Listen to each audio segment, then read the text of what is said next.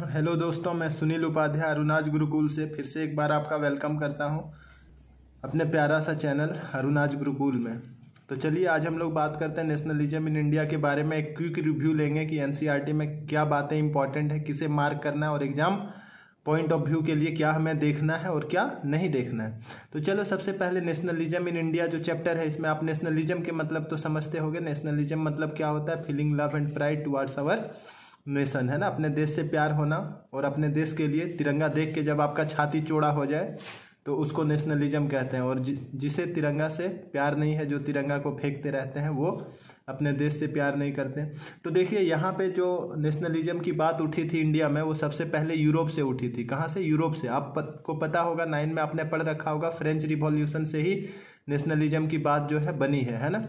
और अगर आप देखोगे तो यूरोप में बहुत सारा नेशन स्टेट था और बाद में वो यूनाइट होकर के एक कंप्लीट नेशन बने थे और वहाँ से नेशनलिज्म की बात जो है पूरा देश दुनिया में फैला है। भारत में भी जाहिर सा बात है वहीं आया है।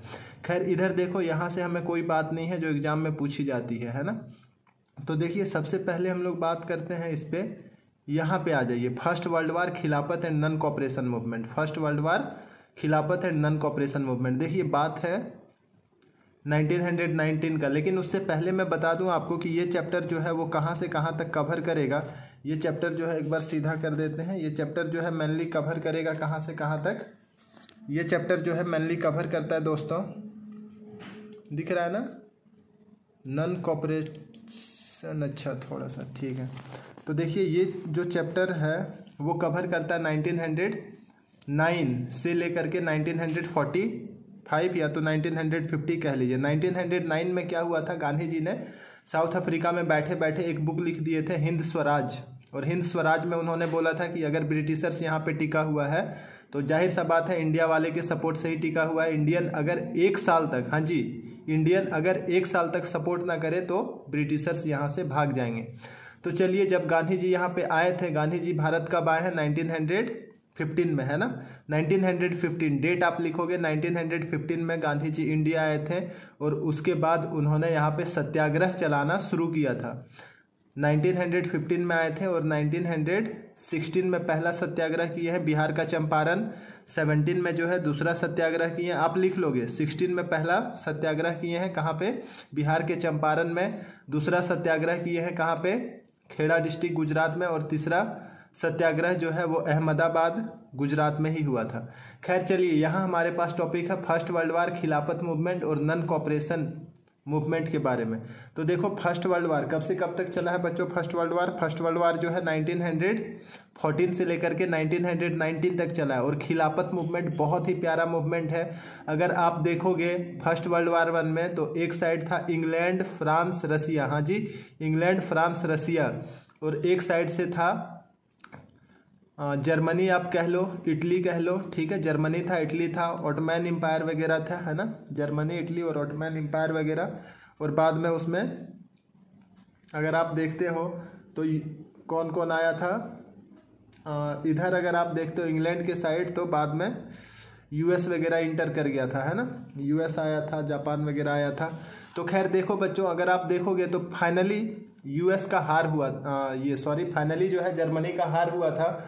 और जर्मनी जब हार गया था तो इंग्लैंड वाले जीत गए थे। और इंग्लैंड जीत गए थे तो ऑटोमैन एम्पायर था, मैं बोला ना कि एक साइड से इंग्लैंड था, अगला साइड से ऑटोमैन एम्पायर था। और ऑटोमैन एम्पायर का जो हेड होता है उसको बोला जाता है खलीफा। देखिएगा, इस नाम पे फोकस करोगे, खलीफा बोला जाता है। इंग्लैंड जीत गया और ऑटोमैन एम्पायर का जो हेड था खलीफा, उसको बेइज्जत किया गया इंग्लैंड के द्वारा। तो भारत में जो मुस्लिम्स थे, है ना, भारत में जो ऑटोमैन एम्पायर यानी कि आप कह सकते हो मुस्लिम कंट्री उसमें मेनली था, है ना। आज के डेट में अगर आप देखोगे तो वहाँ पे ग्रीस वगैरह कंट्री है ना, मेसोपोटामिया वगैरह, ये सब रोमानिया वगैरह कंट्री है। वहाँ पे टर्की वगैरह कह लीजिए, मेनली टर्की वगैरह कंट्री है ना। तो ये सब कंट्री जो है मेनली वहाँ पे इन्वॉल्व है, अभी आज के डेट में वहाँ पे मौजूद है।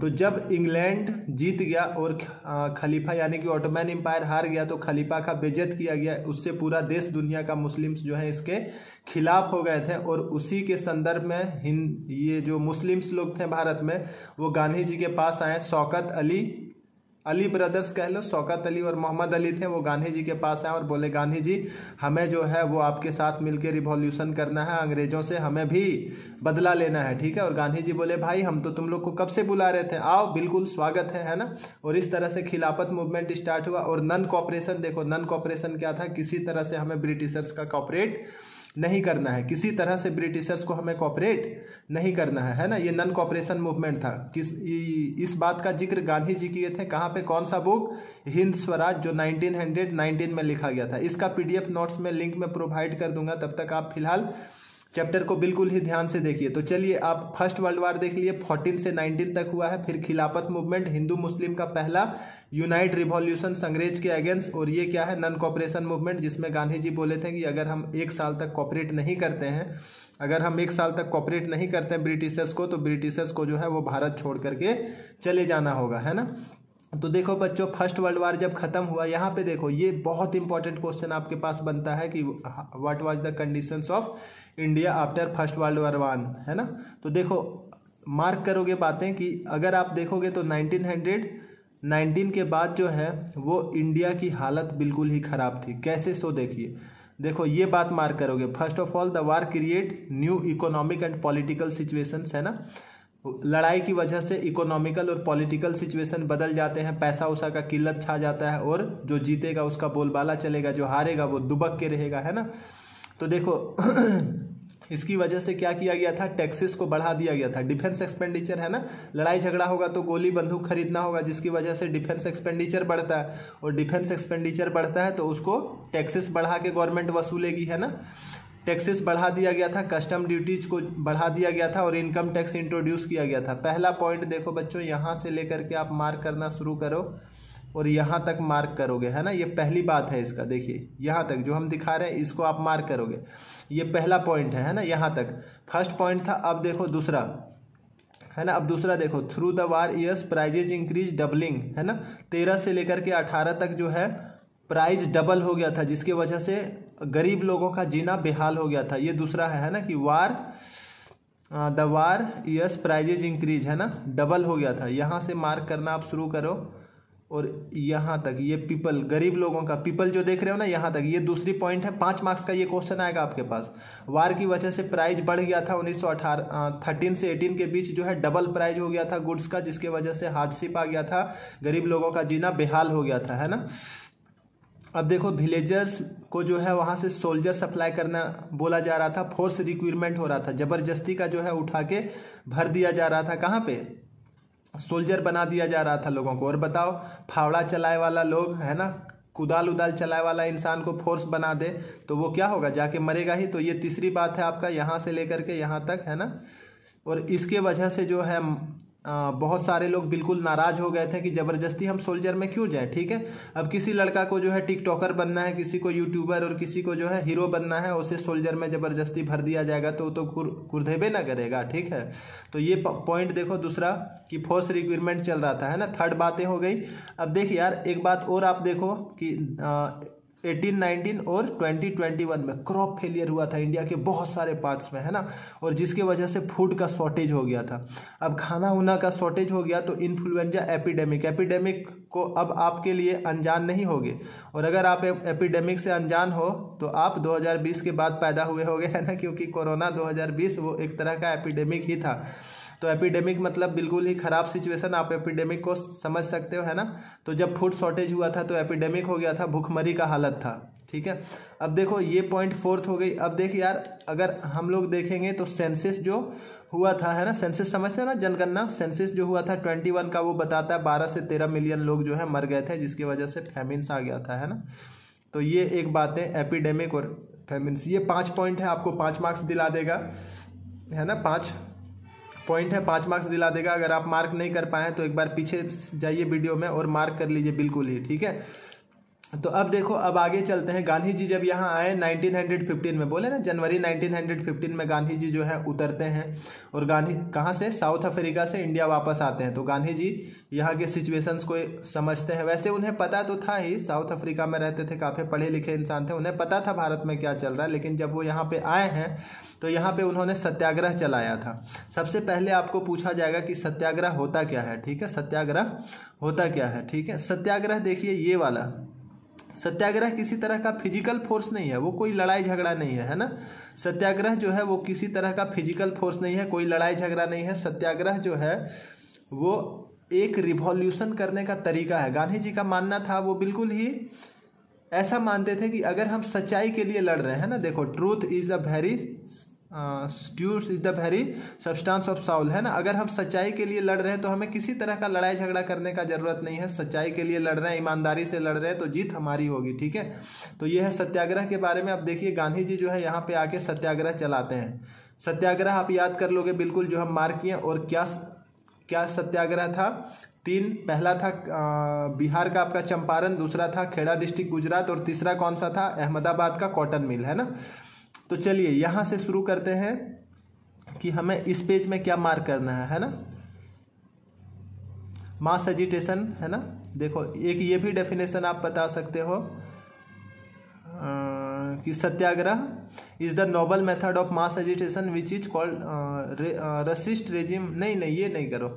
The idea of Satyagraha emphasis power of truth and need search of truth, है ना। चलो इधर कोई बात नहीं है, आपको मार्क करने की जरूरत है, ठीक है। हाँ देखिए ये वाला, in 1916 travel to Champaran Bihar inspire the peasants struggle in obviously plantation system, है ना। जबरदस्ती का इंडिगो उनको लगाया जाने के लिए बोल रहा था अंग्रेजों के द्वारा, ये आप मार्क करना। 1916 में वो बिहार के चंपारण पहुंचते हैं और उनको इंडिगो लगाना के लिए बोला जा रहा था जबरदस्ती का, जिसका वो अगेंस्ट करते हैं। अब देखिए 1917 में आप देखो, Satyagraha support peasant Kheda district Gujarat में, है ना। उसके लिए उन्होंने रिवॉल्यूशन किया था। ये खेड़ा डिस्ट्रिक्ट के जो पीजेंट्स हैं वो बोल रहे थे कि जो रिवेन्यू है ना, जमीन के बदले पैसा देना होता है, तो जो रिवेन्यू है उसको कम करने का डिमांड कर रहे थे। ऐसा क्यों, क्योंकि एपिडेमिक हुआ था, आपको पता है ना, ऊपर बताया गया एपिडेमिक हुआ था, तो उनके पास कृषि अच्छे से हुआ नहीं था, फसल अच्छे से हुआ नहीं था, तो वो कहाँ से पे कर पाते, इसीलिए। अब देखो नेक्स्ट जो है वो है 1918 में अहमदाबाद के कॉटन मिल्स के सपोर्टर में वर्किंग आवर, काम का घंटा को कम करने का डिमांड चल रहा था और पैसा बढ़ाने का बात हो रहा था, है ना। तो देखो पूरा यहाँ मार्क है कि 1916 में जो बिहार का चंपारण, 1917 में जो है वो खेड़ा डिस्ट्रिक्ट गुजरात पीजेंट्स के सपोर्ट में, है ना। क्यों, लैंड रिवेन्यू को कम करने के लिए। और 16 का जो था चंपारण वाला, वो क्या, ऑफेसिव प्लांटेशन सिस्टम, यानी कि इंडिगो जबरदस्ती लगाया जाने बोल रहा था, उसके अगेंस्ट में किया गया था, है ना। और थर्ड जो है वो कॉटन मिल वर्कर्स 1918 में जो अपना पैसा बढ़ाने का बात कर रहे थे और वर्किंग आवर घटाने का। ये आप बिल्कुल अच्छे से याद रखोगे, सत्याग्रह क्या होता है और गांधी जी का 3 इंपॉर्टेंट सत्याग्रह कौन सा था। आगे हमारे पास आएगा साल्ट सत्याग्रह, लेकिन फिलहाल देखते हैं 3 सत्याग्रह ये किए। और अब जब 3 सत्याग्रह ये कर लिए तो बताइए अंग्रेज शांत बैठे रहेंगे? ये इसी तरह रिवॉल्यूशन पे रिवॉल्यूशन करते जाएंगे और अंग्रेज कुछ नहीं करेंगे? ऐसा हो नहीं सकता है। अब गांधी जी प्लान बना रहे थे कि छोटा मोटा सत्याग्रह से कुछ नहीं होगा, अगर हमें कुछ करना है, भारत को आज़ाद करवाना है, तो हमें एक बड़ा सत्याग्रह करना होगा।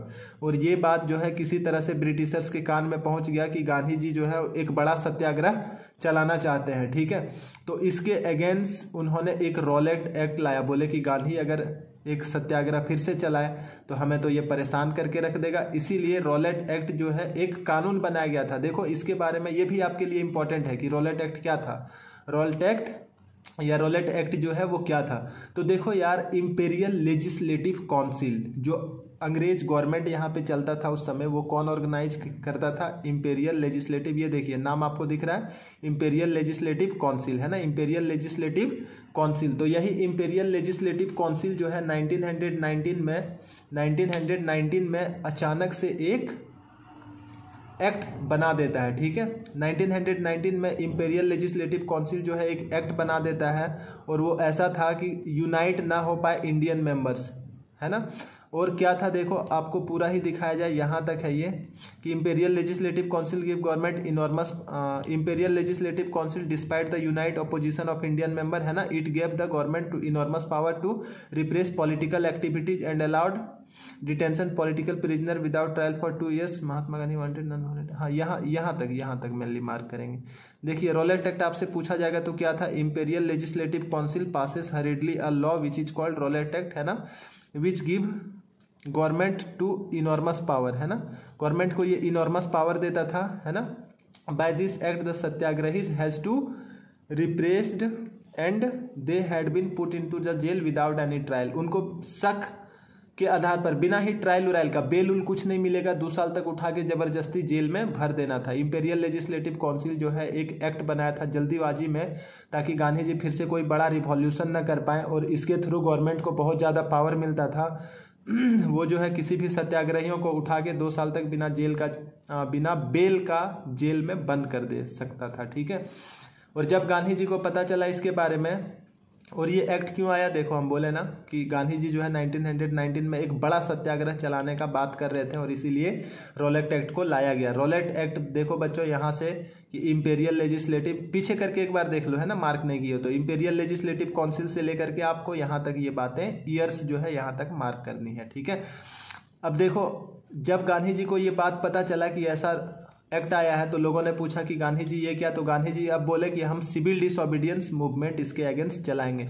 देखो, सिविल डिसोबीडियंस मूवमेंट 1930 में स्टार्ट होगा, अभी स्टार्ट हुआ नहीं है। वो बात कर रहे हैं कि सिविल डिसोबीडियंस मूवमेंट चलाएंगे। बेटा देखो, सिविल डिसोबीडियंस मूवमेंट क्या होता है, सिविल डिसोबीडियंस मूवमेंट यानी कि लॉ को हमें मानना नहीं है, नियम कानून को हम नहीं मानेंगे, ऐसा फालतू कानून बनेगा तो उसको हम नहीं मानेंगे, ठीक है। और ये जो है हड़ताल 6 अप्रैल से शुरू होता है। 6 अप्रैल को हड़ताल हुआ, हड़ताल से शुरू होता है। लेकिन देखो, गांधी जी कुछ बोल दिए तो वो तो पॉपुलर चेहरा थे, और आज अगर पॉपुलर चेहरा कुछ बोल दे तो कितना उसका एक बड़ा इम्पैक्ट पड़ता है, आप देखे होंगे, है ना।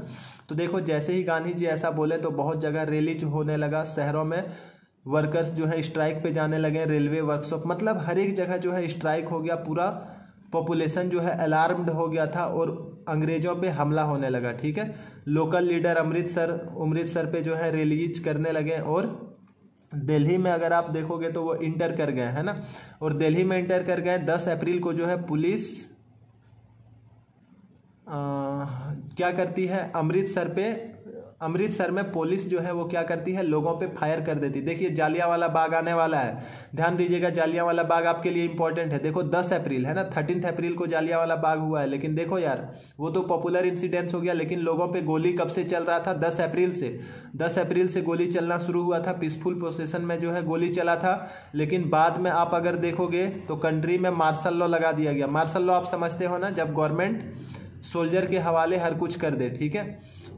तो देखिए, मार्शल लॉ लग गया, जनरल डायर को जो है कमांड मिला, और जनरल डायर जो है वो जाकर के क्या करते हैं, 13 अप्रैल को जालियांवाला बाग इंसिडेंट हो जाता है ना, जालियांवाला बाग इंसिडेंट हो जाता है। ये आप देखो, जालियांवाला, यहाँ से क्वेश्चन बनते हैं कि जालियांवाला बाग इंसिडेंट क्या था, जो मार्क है on 13 April then famous Jallianwala Bagh incident took place. On this day large crowd gathered in closed ground Jallianwala Bagh. Some came to protest against the government new repressive measures, other came to attend annual Baisakhi fair, है ना। outside city many villages जाए area, हाँ यहाँ पे यहाँ तक आप mark करोगे। देखो बेटा, मैं बता दूं आपको कि क्या हुआ था। मैं बोल रहा हूँ ना कि 10 तारीख से जो है गोली बंदूक चलना शुरू हुआ था अमृतसर में, लेकिन 13 अप्रैल को क्या होता है कि जालियांवाला बाग, जनरल डायर जो है मार्शल लॉ लगा के इनको सारा पावर दे दिया जाता है ना। जब जनरल डायर को पावर मिलता है तो 13 अप्रैल को वो जाते हैं और जालियांवाला बाग में, जहाँ पे बैसाखी का मेला चल रहा था, हाँ कुछ लोग आए हुए थे जनरल, ये कुछ लोग जो हैं वो आए हुए थे इस कानून का विरोध करने के लिए, है ना। लेकिन अधिकतर जो है बच्चे बुजुर्ग सब आए हुए थे, बैसाखी का त्यौहार चल रहा था। लेकिन डायर आते हैं, जनरल डायर, है ना, जनरल डायर ने ये इंसिडेंट किया था, और जनरल डायर आते हैं और गोली चला देते हैं, ठीक है। और इसके वजह से देखो बहुत 100 लोग जो है मर गए थे। क्यों? क्योंकि एक ही एग्जिट था, और जिसके वजह से पूरा एक गहरा इम्पैक्ट पड़ा था देश में। इससे पहले ऐसा कोई हमला जो है नहीं हुआ था हाल फिलहाल में, और इस तरह छोटे बच्चों पे मारना, इस तरह हरकत करना, इसको ये जो है कहीं ना कहीं गांधी जी को फायदा पहुंचा गया। क्यों? क्योंकि गांधी जी जो है लोगों को यूनाइट करना चाह रहे थे और इस तरह से आक्रमण हुआ तो गांधी जी का साथ अधिक से अधिक लोग आए, लोगों में आक्रोश फैला और लोगों ने बोला कि हाँ इसका बदला जरूर ही लिया जाएगा, इसका बदला जरूर ही लिया जाएगा। खैर चलो, इधर अब कुछ नहीं है आपके पास जो इम्पोर्टेंट है आपके लिए। देखो while Rowlatt Satyagraha had been widespread movement, चलो इधर कुछ नहीं है, यहाँ से आते हैं। अब देखिए क्या होता है कि वाई नन कॉपरेशन मूवमेंट क्यों चलाया गया। अभी देखो 1919 तक हम लोग आ चुके हैं, है ना, 1919 तक आ चुके हैं। 1919 में क्या हुआ है, 13 अप्रैल को जालियांवाला बाग इंसिडेंट हुआ है। डेट आप बिल्कुल याद रखना, हिस्ट्री में अगर आप डेट नहीं याद रखते हो तो आपको जो है मार्क्स उठाने में कहीं ना कहीं प्रॉब्लम हो जाएगा। तो देखो सबसे पहले नन कॉपरेशन मूवमेंट, मैं बोल रहा हूँ आपको कि हिंद स्वराज 1919 में लिखे थे गांधी जी, साउथ अफ्रीका में बैठे बैठे, और उन्होंने जिक्र किया था, ये बुक आप याद रखोगे, हिंद स्वराज 1919। गांधी जी जिक्र किए थे कि ब्रिटिशर्स यहाँ टिका हुआ है तो इंडियंस के सपोर्टर से टिका हुआ है, अगर वो सपोर्ट ना करे तो 1 साल में भागना होगा। खैर चलिए, नन कॉपरेशन मूवमेंट इसलिए था क्योंकि गांधी जी ऐसा जिक्र किए थे कि 1 साल में भाग जाएगा। और बाद में देखो नन कॉपरेशन मूवमेंट स्टार्ट होता है 1920 में। नन कॉपरेशन, अरे सहयोग नहीं करना, असहयोग, हिंदी में क्या बोलते हैं, असहयोग, यानी कि ब्रिटिशर्स को किसी तरह से सहयोग नहीं करना है, ठीक है। अब देखो ये नन कॉपरेशन जो है वो किस तरह से जो है एक मूवमेंट बन जाता है। गांधी जी क्या बोले थे कि Gandhi ji propose the movement should unfold in stage, it should begin with surrender titles. हाँ देखो कैसे शुरू हुआ ये मूवमेंट्स, टाइटल छोड़ने लगे थे, बहुत लोगों को जो उपाधि मिला था वो टाइटल छोड़ने लगे थे, है ना। अब देखिए क्या क्या हुआ था इस मूवमेंट में। सबसे पहले टाइटल छोड़ना शुरू किए थे, ये मार्क करोगे, ये पहली पॉइंट है कि टाइटल छोड़ने शुरू किए थे। गवर्नमेंट अवार्डेड को लौटा दिए थे और सिविल सर्विसेज को छोड़ रहे थे लोग। Police, court, legislative council, school, foreign goods जो भी है सबको बॉयकॉट करना था, है ना, किसी तरह से ब्रिटिशर्स का सपोर्ट नहीं करना है, ये पहली पॉइंट है ना। अब देखो जब इस तरह का हरकत होगा तो गवर्नमेंट जो है रिप्रेस करना शुरू किए, है ना, और जैसे ही गवर्नमेंट रिप्रेस करना शुरू किए तो फिर से सिविल डिसोबीडियंस कैंपेन, अच्छा दिख रहा है आपको, सिविल डिसोबीडियंस कैंपेन जो है स्टार्ट हो गया, है ना। सिविल डिसोबीडियंस मूवमेंट को फिर से स्टार्ट किया गया है यहाँ पे। हालांकि ये सिविल डिसोबीडियंस मूवमेंट जो है आपको जिक्र नहीं करना है, पर अब देखो आप आगे अगर देखते हो तो 1920 में गांधी जी जो है उनसे मिला था शौकत अली, मैं बोला ना मोहम्मद अली और शौकत अली, और ये लोग जब मिले तो इस मूवमेंट का नाम कर दिया नन कॉपरेशन खिलाफत मूवमेंट, नन कॉपरेशन खिलाफत मूवमेंट, ये मार्क करके रखिएगा। अब देखो कांग्रेस में ही बहुत लोग जो हैं जो इस मूवमेंट को सपोर्ट नहीं कर रहे थे, है ना, वो उतने अच्छे से इस पे इन्वॉल्व नहीं थे। उनका ध्यान था नवंबर 1920 का इलेक्शन में, वो चाहते थे कि हम एक बार जो है इंपीरियल लेजिस्लेटिव काउंसिल में आ जाएं, है ना, और वहाँ पे गवर्नमेंट के साथ उसका विरोध करें, ठीक है। अब देखो इधर जो है कुछ वैसी बात है नहीं जो क्वेश्चन इंपॉर्टेंट बनती है ना। चलो आगे चलते हैं हम लोग। नन कॉपरेशन मूवमेंट, हाँ शहरों में नन कॉपरेशन मूवमेंट कैसा हुआ था, गांव में कैसा हुआ था, प्लांटेशन वर्कर कैसा किया था, ये सब के बारे में हमें जिक्र करना है। तो देखो बेटा शहरों में क्या क्या हुआ था, है ना, मिडिल क्लास जो है वो सबसे ज़्यादा ड्रामा में इन्वॉल्व होता है, तो शहर में मिडिल क्लास जो है मेनली इस रिवॉल्यूशन में इन्वॉल्व थे, है ना। तो देखिए पहली बात, गवर्नमेंट कंट्रोल स्कूल और कॉलेजेस हेडमास्टर रिजाइन, हाँ ये बातें, 1000 ऑफ स्टूडेंट, अधिक बच्चे छोड़ चुके थे, टीचर छोड़ चुके थे, है ना, जो भी थे स्कूल को छोड़ रहे थे। लॉयर जो है प्रैक्टिस करना छोड़ दिए थे, लीगल प्रैक्टिस, कोर्ट उठ नहीं पहुंच रहे थे, ये पहली पॉइंट है ना, शहर में क्या हुआ था, ये पहली पॉइंट। अब देखो दूसरा, द काउंसिल इलेक्शंस, ये हटा देता हूँ मैं एक बार। देखो the council elections boycotted most provinces Madras Justice Party non Brahmins failed council gaining usually Brahmins had access to, हाँ ये बातें। देखो काउंसिल का जो इलेक्शन होना था उसको बॉयकॉट किया गया था जैसे बस मद्रास प्रोविनेंसेस में नहीं हुआ था, जहाँ पे एक पार्टी था Justice Party, the party is non Brahmins, non Brahmins का ये पार्टी था, देख लीजिए जो है। अब देखो इसके बाद अगर आप देखोगे तो the effect of non cooperation on the economic front were more dramatic, हाँ देखो सबसे ज़्यादा इफेक्ट हुआ था पैसे से रिलेटेड, है ना। देखो ब्रिटिश का जो क्लॉथ था, जीन्स वगैरह डेनिम्स जो भी हो, ब्रिटिश क्लॉथ, लिक्वर शॉप, दारू का अड्डे जो था, है ना, उस पर आग लगाया गया था, बॉनफायर्स यानी कि होलिका दहन किया गया था उसका, जिसके वजह से देखिए 21 से 22 के बीच जो इम्पोर्टिंग था फॉरेन गुड्स, जो यहाँ पे 102 करोड़ का आता था वो बस 57 करोड़ का हो गया था। यहाँ से ये बातें कहाँ से है, हाँ ये वाली बात आपको लिखना है, थर्ड पॉइंट है ना, ये बातें। अब देखिए यहाँ पे, in many places merchants and traders refuse to trade the foreign goods. हाँ ये बातें कि फॉरेन गुड्स को ट्रेडर्स लाना ही नहीं चाह रहे थे क्योंकि डिमांड घट गया था, है ना, तो कोई खरीद नहीं रहा था तो डिमांड घट गया था, ट्रेडर्स ला नहीं रहे थे, है ना। और ये मूवमेंट इस तरह से फैलता गया, है ना। और खादी को जो है इंट्रोड्यूस किया गया था गांधी जी के द्वारा, और बोला जा रहा था कि खादी को पहना जाए, khadi cloth often more expensive. हाँ चलो यहाँ तक था कि वो जो है बॉयकॉट किया गया, खादी को इंट्रोड्यूस किया गया। लेकिन बेटा देखो ये मूवमेंट जो है ज़्यादा दिन तक चल नहीं पाया था, ज़्यादा दिन तक नहीं चल पाया था। क्यों? क्योंकि देखिए रीजन यहाँ पे आपको दिया गया है ना। देखो खादी जो है बहुत एक्सपेंसिव था, तो अगर हम लोग डेनिम्स नहीं पहनते हैं, फॉरेन क्लॉथ्स को नहीं पहनते, तो खादी को पहने तो पहने कैसे, है ना, खादी को पहने तो पहने कैसे, महंगा है। और बताइए बच्चे स्कूल छोड़ेंगे तो पेड़ के नीचे गुरुकुल में कैसे पढ़ेंगे, और जो लोग जॉब छोड़ रहे थे वो खाएंगे क्या। तो मूवमेंट ज़्यादा दिन तक चला नहीं, नॉर्मल ये धीरे धीरे स्लो पड़ने लगा। याद रहे मैं बोल रहा हूँ स्लो पड़ने लगा, बंद नहीं हुआ है। अब देखिए रिबेलियन इन कंट्री साइड, गाँव देहात वाला इलाका में रिबेलियन मतलब गुंडागिरी। क्या गुंडागिरी हो रहा है कंट्री साइड में, चलिए देखते हैं। तो देखो यहाँ पे बाबा रामचंद्र किधर हैं, ये देखिए बाबा रामचंद्र का नाम आप याद रखो, एक सन्यासी हैं जो फिजी में पहले इंडेंटेड लेबर, बंधुआ मजदूर जैसे कटप्पा, है ना, जबरदस्ती का काम करना, पैसे वैसे ना मिलना, ठीक है। तो देखो यहाँ पे बाबा रामचंद्र जो हैं वो एक बंधुआ मजदूर रह चुके थे, इंडेंटेड लेबर रह चुके थे फिजी में। तो वो जो हैं वो फार्मर्स का दुख दर्द को समझते हैं, ताल्लुकदार और लैंडलॉर्ड्स से किस तरह फार्मर्स परेशान है उसको वो समझते हैं, और इसीलिए वो जो है मुद्दा को उठाते हैं बाबा रामचंद्र, है ना। पीजेंट्स देखो, पीजेंट्स का बुरा हाल था, उन्हें बेगार करना हो रहा था। बेगार मतलब आप समझते हो ना कि कुछ अलग का काम, मजबूरी में कोई काम करना। देखिए यहाँ पे जिक्र किया गया है labour that village were force to contribute with the payment, बिना पेमेंट का काम करना, है ना। तो जो पीजेंट्स हैं उनको बेगार का काम करना हो रहा था, पेमेंट नहीं मिल रहा था, ज़बरदस्ती का काम करना पड़ रहा था, ठीक है।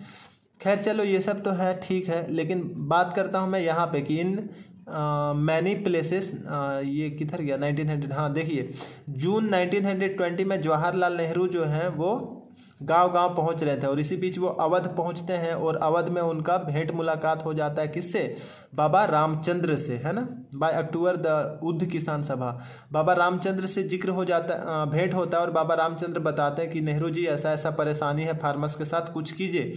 तो उद्ध किसान सभा जो है बनाया गया जवाहरलाल नेहरू के द्वारा, और बाबा रामचंद्र जो हैं और कुछ और लोग मौजूद थे, है ना, उद्ध किसान सभा में। अब देखो ये जो है इतना फेमस हो गया कि 300 ब्रांच इसका देखते ही देखते बन गया, ठीक है। और जिक्र किया गया नेहरू जी के द्वारा कि आप लोग क्यों नहीं जुड़ जाते हैं, यहाँ से आप यहाँ तक मार्क करके रखना, थोड़ा देख लेना इसे, ठीक है, कि आप लोग जो है नॉन कॉपरेशन मूवमेंट से क्यों नहीं जुड़ जाते हैं। Gandhi ji non cooperation movement चला रहे हैं, अच्छा मूवमेंट है, जुड़िए, है ना। और उस मूवमेंट में जो है अधिक से अधिक लोग जो है जुड़े, पीजेंट्स जो है वो जुड़े धीरे धीरे, बाद में अभी आगे आप देखोगे कि जुड़े थे पीजेंट्स, है ना। लेकिन देखो कांग्रेस जो है यार वो गरीब किसानों के लिए कभी कुछ करना नहीं चाह रहा था उन दिनों। देखो उन्हें डर था कि अगर हम गरीब किसानों के लिए सपोर्ट करते हैं तो हमारे जो रईस किसान हैं वो हमसे नाराज ना हो जाए कहीं। आप देखोगे आगे सिविल डिसोबीडियंस मूवमेंट में ये बातें आएगी, ठीक है। तो ज़्यादा कुछ सपोर्ट इनको मिला नहीं, और इस वजह से धीरे धीरे जो है फार्मर्स भी इस मूवमेंट से अपना साइड हट लेते हैं, है ना। अब देखिए रिबेलियन और भी हम लोग आगे देखते हैं कि रिबेलियन और भी कंट्री साइड में क्या किया हुआ है। देखो ट्राइबल का एक नाम आएगा, बाबा रामचंद्र का तो आपने देख लिया था क्या किया था उन्होंने। अब देखो एक ट्राइबल ग्रुप के बारे में, ट्राइबल मतलब समझते हैं ना, आदिवासी। देखो सबके लिए स्वराज का अलग अलग मीनिंग था, नॉन कॉपरेशन मूवमेंट का सब अपना अपना मतलब निकाल रहे थे और उसी तरह से वो काम कर रहे थे। जैसे देखिए गुदेम हिल्स आंध्र प्रदेश में आ जाएगा आपके पास अल्लूरी सीतारामन राजू, आप नाम याद रखोगे। गुदेम हिल्स आंध्र प्रदेश का है। मिलिटेंट गुरिल्ला मूवमेंट वहाँ पे स्प्रेड हुआ था 1920 में, जिसको लीड किया जा रहा था किसके द्वारा, अल्लूरी सीतारामन राजू। किधर है अल्लूरी सीतारामन राजू, अल्लूरी सीतारामन राजू आगे आएगा। देखिए मिलिटेंट गुरिल्ला मूवमेंट है ना, मिलिटेंट गुरिल्ला मूवमेंट 1920 में चला है ईयरली। गुदेम हिल्स आंध्र प्रदेश में आप देखो ये जो है लीड किया जा रहा था, ये देखिए अल्लूरी सीतारामन राजू के द्वारा, है ना। अल्लूरी सीतारामन राजू के द्वारा लीड किया जा रहा था ये मूवमेंट को। कौन सा, militant guerrilla movement. Alluri Sitharaman Raju जो है 20-22 साल के एक लड़का है जो गांधी जी से काफ़ी ज़्यादा प्रभावित था और लोगों को वो बोल रहा था कि नॉन कॉपरेशन मूवमेंट में जुड़ जाइए, खादी को अपनाइए, सारा ही कुछ जो था गांधी जी का वो प्रचार प्रसार कर रहे थे, है ना। अब देखो गुदेम हिल्स वाले जो है एक रिबेलियन क्रिएट किए थे। The Gudem Hills rebel attacked police station पे अटैक किया था और ब्रिटिशर ऑफिसर्स को मार दिया गया था, जिसके लिए आप कह लो कि राजू को अरेस्ट कर लिया गया और 1924 में उसे फाइनली मार दिया गया। तो ये सब बातें आप मार करके रखना, है ना। मिलिटेंट गुरिल्ला मूवमेंट आपको पूछा जा सकता है कि कहाँ पे चला था, ऑब्जेक्टिव मेनली इससे पूछा जाता है। तो मिलिटेंट गुरिल्ला मूवमेंट जो है 1920 में ईयरली में चला है, जो आंध्र प्रदेश का गुदेम हिल्स में हुआ था, है ना। और उसको लीड किया जा रहा था अल्लूरी सीतारामन राजू के द्वारा। और देखो रिबेलियन यहाँ पे क्रिएट हो गया और 1924 में इन्हें मार दिया गया, लेकिन ये तब तक हीरो बन चुके थे। अब देखिए स्वराज का जो है प्लांटेशन वर्कर के लिए क्या मतलब था, है ना। देखो प्लांटेशन वर्कर जो है वो बोले कि हाँ महात्मा गांधी जो है चलाए हुए मूवमेंट, तो उनके लिए स्वराज का मीनिंग क्या था। देख बेटा, प्लांटेशन वर्कर होता है जो टी बागान में असम का काम कर रहा था, और जब उन्हें पता चला कि गांधी जी नॉन कोऑपरेशन मूवमेंट चलाए हैं तो वो बोले कि यहाँ से हम लोग भाग चलते हैं। क्यों? क्योंकि वहाँ वे फंसे हुए थे, ज़बरदस्ती उनको वहाँ काम करना पड़ रहा था। तो वो बोले कि चलो यहाँ से भाग चलते हैं, गांधी जी मूवमेंट चलाएं, इसी बीच हम लोग यहाँ से निकल के घर पहुंच जाते हैं, ठीक है। और वहाँ से वो भागना शुरू किए। लेकिन देखिए इस एक्ट का आपने 9 में पढ़ा होगा, इनलैंड इमिग्रेशन एक्ट ऑफ 1859, जो बोला था कि प्लांटेशन वर्कर जो है वो वहाँ से हिल डुल नहीं सकता है, जब तक आदेश न दिया जाए वो वहाँ से हिल डुल नहीं सकता है, गार्डन्स को वो छोड़ नहीं सकता बिना परमिशन का। और जैसे उन्होंने नॉन कोऑपरेशन के बारे में सुना तो वो वहाँ से भागना शुरू किए, है ना। देखिए when they heard non cooperation movement, ये मार्क करोगे, when they heard non cooperation movement, तो वो जो है भागना शुरू किए। और भागना शुरू किए तो ब्रिटिशर्स को कानो कान खबर लग गया, और कानो कान खबर लग गया तो वो जो है सारे लोगों को पकड़ते हैं और मारना शुरू करते हैं, और वापस जो है उन्हें लौट कर आना होता है। तो देख रहे हो हर जगह फेल कर रहा है, शहरों में फेल कर गया, लोग धीरे धीरे जो है मूवमेंट से नाराज होकर अपने काम में लौटते हैं। अब ट्राइबल्स वाले बाबा रामचंद्र आए किसान का मुद्दा उठा के, तो उन्हें उतना सपोर्ट मिला नहीं, तो वो शांत पड़ गए धीरे धीरे। उसके बाद अगर आप देखोगे तो किसका आया, Alluri Sitharaman Raju militant guerrilla movement लेकर के आते हैं, वो भी उतना पॉपुलर नहीं हो पाया, और धीरे धीरे सीतारामन राजू का जान चला गया 1924 में।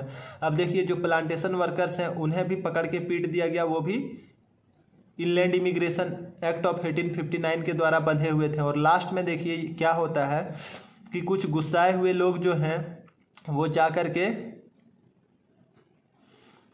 चौरी चौरा हत्याकांड, है ना, 1920 में, ये देखो चौरी चौरा 1900, ये मार्क करके रखोगे। 1922 में चौरी चौरा इंसिडेंट होता है, जिसके द्वारा गोरखपुर में जो है एक पुलिस स्टेशन पे आग लगा दिया जाता है, बहुत पुलिस वाले जो है मर जाते हैं, और मूवमेंट में जो है वो क्या हुआ, वॉयलेंस क्रिएट हो गया। और जैसे ही वॉयलेंस क्रिएट हो गया तो गांधी जी जो है मूवमेंट को स्टॉप कर दिए।